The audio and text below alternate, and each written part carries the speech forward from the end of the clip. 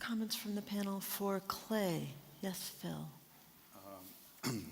On entrepreneurship being a backup plan, why don't we have more companies that are actually entrepreneurial machines? And I'm thinking of 3M and a number of other companies which continuously thrive on innovation and so on. So that's one question. And the other... Before I forget, Yeah. can I answer that, and then Yeah, you can answer? sure. It's true that for a while in their labs, 3M was very entrepreneurial. Yes. In the creation of new business models, they have been a horrible disaster. Okay. But Okay, that I understand. But let's take another point, and that has to do with being a company that is failing and needing to shift to another area. And let's take Kodak and Fuji, two companies finding that their basic industry of film doesn't work, but Kodak doesn't surrender it doesn't move into enough electrical thinking. They stay with chemicals thinking. But what Fuji did, and it's been a great success rather than a failure, having lost that other industry, they asked themselves the question, what can we do with a bunch of chemists? And they found out that they should go into the cosmetic business and some other businesses with some success.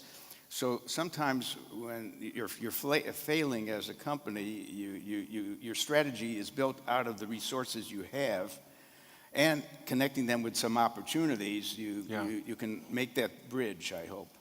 yeah, that's a great point. I think people who criticize Kodak per se forget that they spent about $9 billion developing electronics Yes, strategy, they did. you know.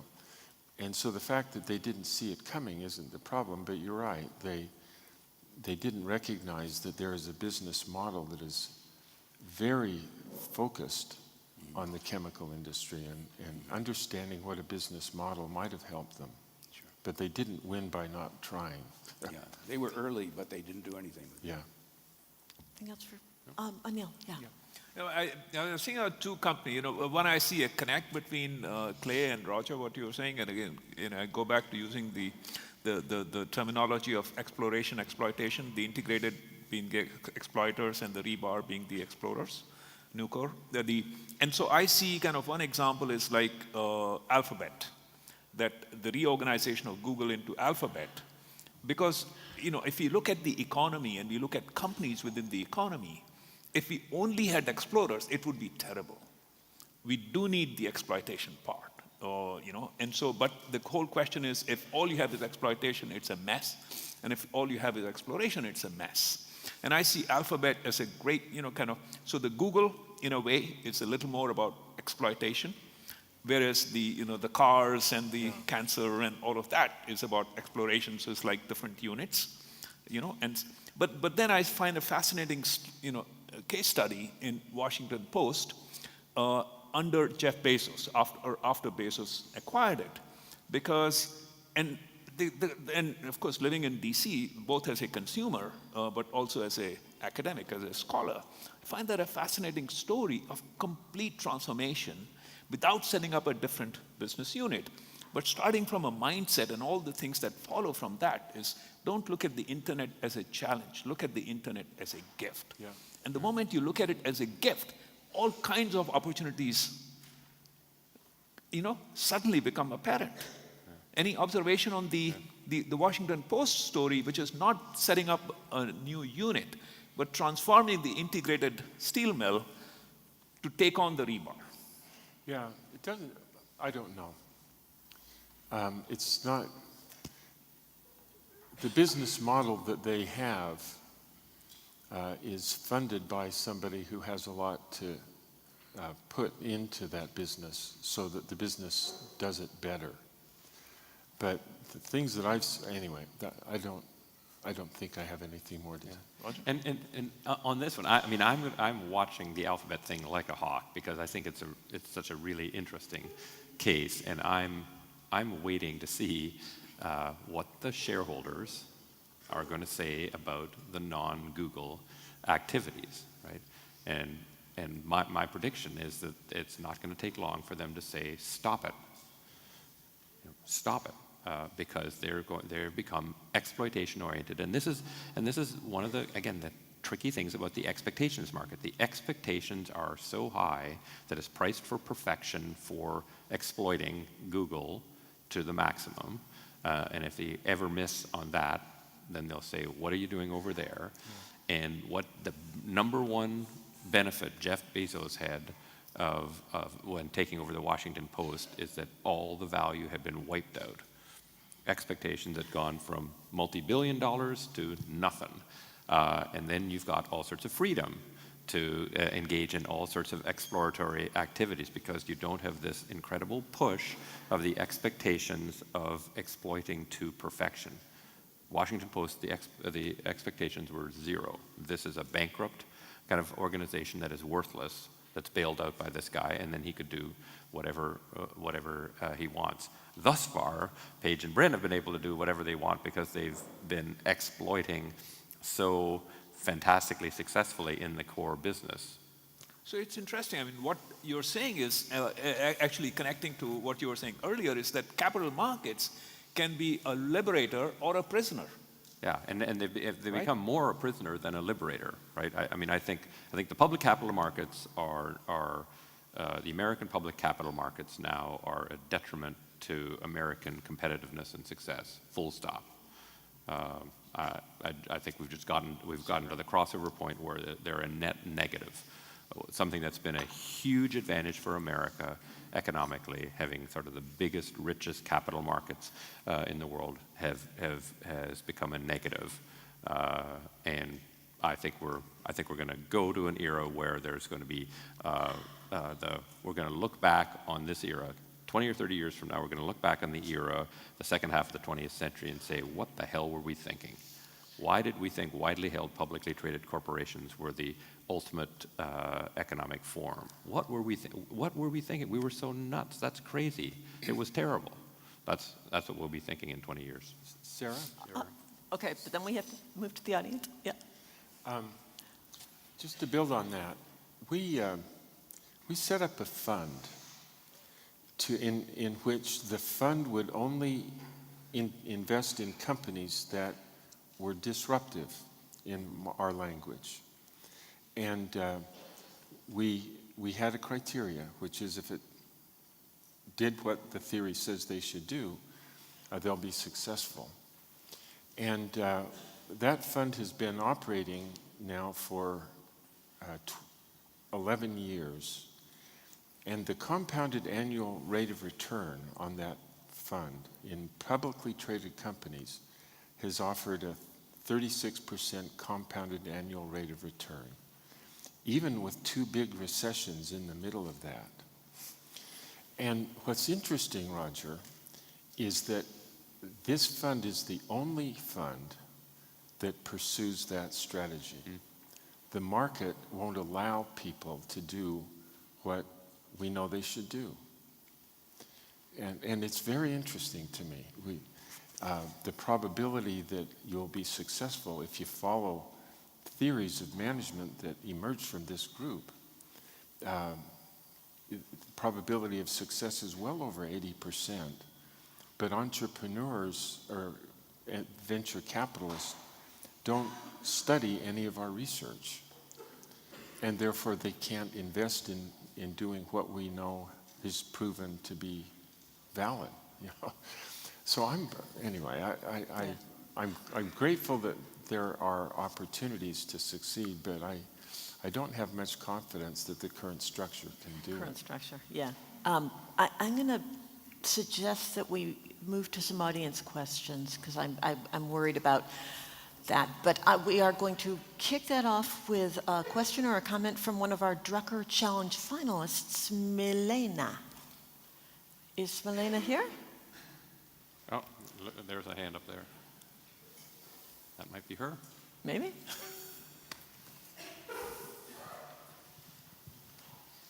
Thank you for the wonderful opportunity to address the giants of management. My question is about 3 young people who started a company, and for them, entrepreneurship at the moment is not a backup plan. One of them is marketing person, one of them chief technology officer, and one is business development guy. And let's imagine they're on a remote island and they just have access to data. And what metrics you will advise them to use so that they know they're not burning money, that basically their company is going to scale. And in second scenario, what metrics would you advise them to use in case they actually go and speak to their potential customers, both online and offline? Thank you. Someone want to grab that? Go, Clay. I have an opinion on your question. And that is, it turns out that data was never created by God. Data is a representation of the phenomena, but data is not the phenomena. And when we try to and so every piece of data is created by a person. And that person had to take some elements of the phenomena and include it in the data, but they have to take other elements of the phenomena and exclude it from the data. And as a consequence of that, data is always, the best they can be is half correct. And therefore, when you're making important decisions of the sort that you're talking to, and you try to build your decision in any way by looking at what does the data say, it is partially true. It only relates to the past. And therefore, you are desperate to have a theory that allows you what causality is at work there. And you need to make your decisions based upon theories of causality in management, not by data. And I haven't died yet, so I don't know what it's really going to be like. But I'm just imagining that when I die, if they let me in, I'm going to look around and there won't be any data in heaven anywhere. And so I'm going to ask them, when they're taking me on my guide, I'm going to say, how come there's no data in heaven? And they're going to answer to me, well, because data lies all the time, or tell half the truth. And so when data tries to be admitted into heaven, we always send data to hell. And that's kind of nice for me, because when people ask me, show me the data, I just have to say, go to hell.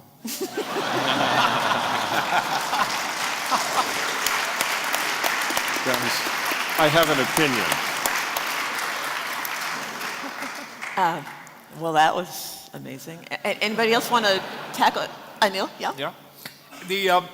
On this question of the 3 co-founders on the island, what to do kind of thing, and I'm an absolute fan of the idea of lean startups. Stephen Blank and others, which really is in lean startup. Of course, is not that you try to penny pinch, but it's that to eliminate waste of time in going down dead-end paths. And so essentially, you have a hypothesis, you act, but kind of fast experiments, and you figure out what works and what doesn't work. And so it's actually you're generating your own data rather than being stuck, if you will, with past data.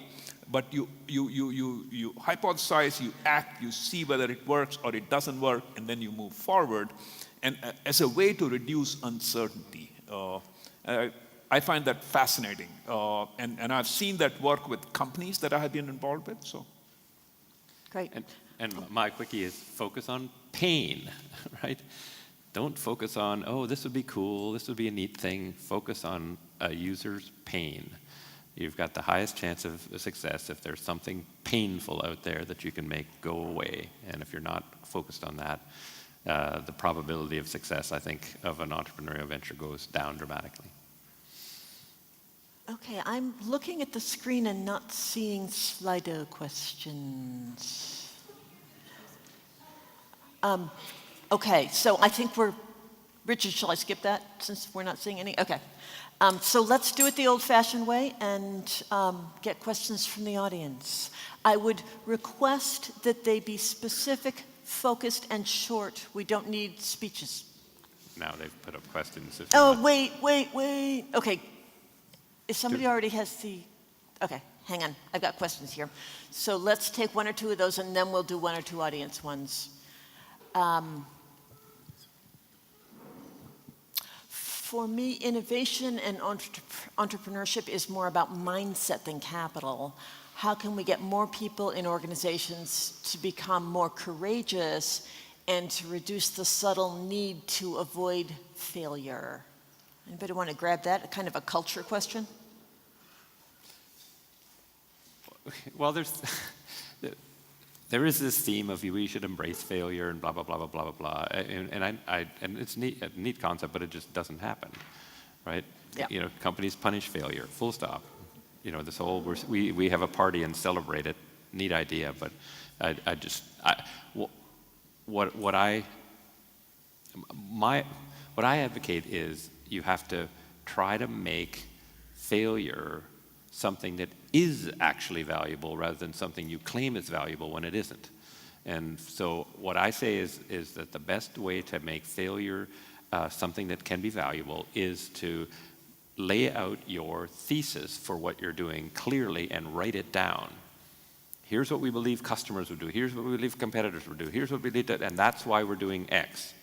So that after the fact, you can at least say, gee, 5 of the 6 things we believed were right, but this is the one thing that that caught us up and made it not work. So that you actually then say we can build on those 5 things to fix the 6th thing and make it good. If instead you don't lay all those things out and it doesn't work, you're stuck saying it didn't work. What does that mean? So you try to turn it into something that automatically produces learning, and then people won't feel so bad about it, because you can't make people not feel bad about something that was painful and provided no benefit. That would be mine. Good. Okay.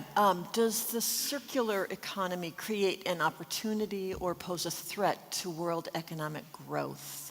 So is the circular economy, is that shared economy kind of sharing? Seems like. Okay, I'm That's not like the Uber and Airbnb kind of, is that? Probably. Probably. Okay, Yeah. so got an answer on that one? I have no idea. I have not seen any economic study of that. All right. I guess we better go on to the... Just a quick answer on that. I mean, Larry Summers has talked about that, and which is really that what it does, it's obviously very good, so nothing wrong with that aspect, except that because it leads to better utilization of existing fixed assets, Yep. that it reduces the need for new investment, which has a dampening effect on GDP growth. Okay. So as part of his secular stagnation, why? What are the causes? This is one of the causes he identifies. And there's good reasons to do it, right? I mean, if you're using fewer resources and being a better steward of the environment or whatever, that, you know, that's its own argument. It's, Of course, yeah. Okay. But then you're not creating jobs in manufacturing. I mean, like, Yeah. so Yeah. The last question is a good one. The last one's a good one. Okay. The last one? Yeah, that last one's interesting. Okay, so Roger, you want to read that and Yeah. respond to Do we it? agree the elephant in the room is the growth myth? Companies need expiry dates. Infinite economic growth isn't responsible progress. I largely agree with that. Although frankly, I think I'd be more subtle about it and say I think more companies need to be turned into bonds, right? Companies are kind of equity, if you just use the metaphor, companies are equity at their start, and they turn ever more into a bond, but they are financed still with equity. And I think that we should recognize that they go through many companies go through a cycle. Only a few can be equity for a long, long time. The rest of them would be better off as a bond. And nobody recognizes that better than Warren Buffett, who buys companies to turn them into bonds, well-performing, productive bonds that don't reinvest capital and waste it completely. And Cisco funded much of their R&D through the first 20 years of its existence with equity. Yeah. Venture capital equity expended there and then, Yeah. Would it help if companies would hire, if they could, more people who were trained as entrepreneurs and put somewhere in the company, if mostly a person who will get a degree for being trained as an entrepreneur doesn't want to go to a big company. But if the company lacks people who have entrepreneurial mindsets, that's why these companies are turning into bond-oriented companies. So every company here should think, hey, give me the names of some people who look like original thinkers and entrepreneurs. I want to hire them, except I have to figure out where to put them. But I'll solve that problem later, but it's going to be an antidote to decaying. But for that to succeed, you'd actually have to have a system for training entrepreneurs. Yes. And that is completely lacking. The business educational infrastructure doesn't do that. So the training for entrepreneurship, the dominant training for entrepreneurship is on the job, i.e. entrepreneurs being entrepreneurs. And I don't think many of them, after being an entrepreneur, they're either going to be completely failed, in which case you don't want them in the corporation, or they're going to be successful, in which case they're going to say, why on earth would I go to work for a corporation when I can make more money being an entrepreneur? So I think it would take a complete sea change in business education to actually do something on training entrepreneurs. Sarah? Yes. One of the best doctoral theses that I have seen emerge from our school was a guy who is now at IDM named Howard Yu. And he did a study of the microelectronics in Taiwan. What he observed is that there were 25 companies that made logic circuits. 4 of them transformed themselves into companies like Asustek and Apollo and very successful computer companies, and the rest failed or languished. And what he observed was that the 4 companies that transformed themselves had an instinct that if I'm a good manager as the CEO, I have processes that should handle the day-to-day work of our business.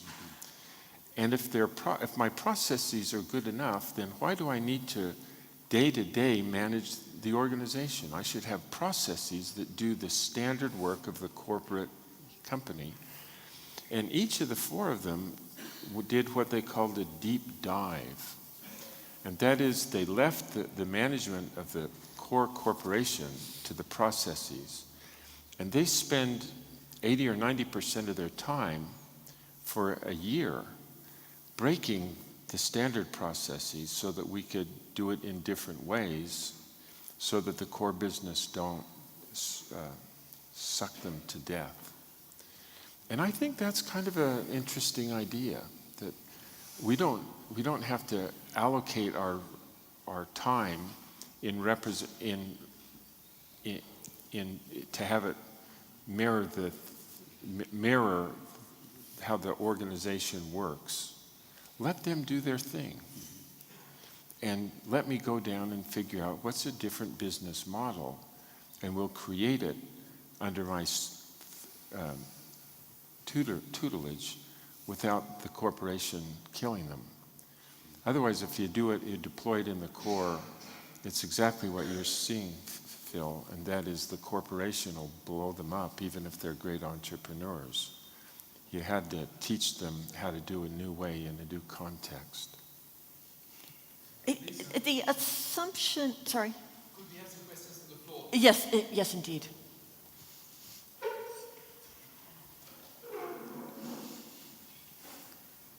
Is one of the problems a biased perception of innovation and entrepreneurship? Biased in two ways. We look at the spectacular successes, the breakthrough innovations only, and we look only at large companies. I think that 90% of the innovations are incremental innovation.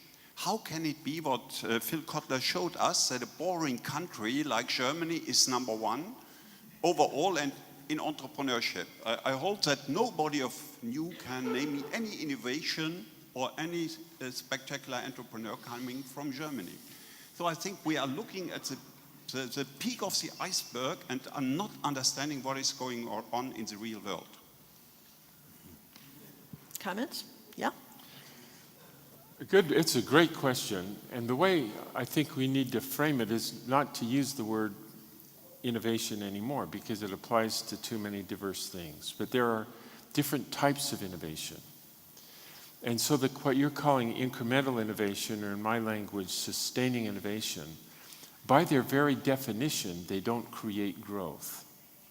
So if I were a salesman for Toyota, and I convince you to buy their hybrid car, the Prius, then you won't buy a Camry from Toyota. If I sell you this year's car, you won't buy last year's car. So by their very definition, incremental innovations or sustaining innovations are important to keep the market vibrant, but they don't by definition create growth. Then the second type of innovation we would call efficiency innovations that allows you to do more with less. And most of the innovations that emerge from Germany are incremental or sustaining innovations and efficiency innovations. The same thing has been true of Japan recently. The third type of innovation that does create growth are innovations that transform products that are complicated and expensive into products that are so affordable and simple that many more people are able to buy and use the products. And so, for example, in cars originally were viewed as toys for the rich. And then Henry Ford made it so affordable and accessible that millions of people could buy and use. And that meant that they had to hire more people to make it and distribute it and sell it and service it. In computing, the mainframe computer cost $2 million. And so the largest corporations and largest universities had one. But the personal computer made it so affordable and accessible that plain old ordinary people like you and I could own it. And then the smartphone made it possible for billions of people to have a computer. So innovations that help transform a product that is complicated and expensive into products that are affordable and accessible, those are the innovations that create growth. And you're exactly right. Nothing of that sort has emerged from Germany. What made Japan transform the nation from a nation of poverty to a nation of prosperity was Toyota, Sony, Honda, Canon, all made innovations that made products affordable and accessible. And that's what created their growth. And in America, what I worry is that the engines of market-creating innovations is disappearing in America as well. And anyway, so those are my explanations.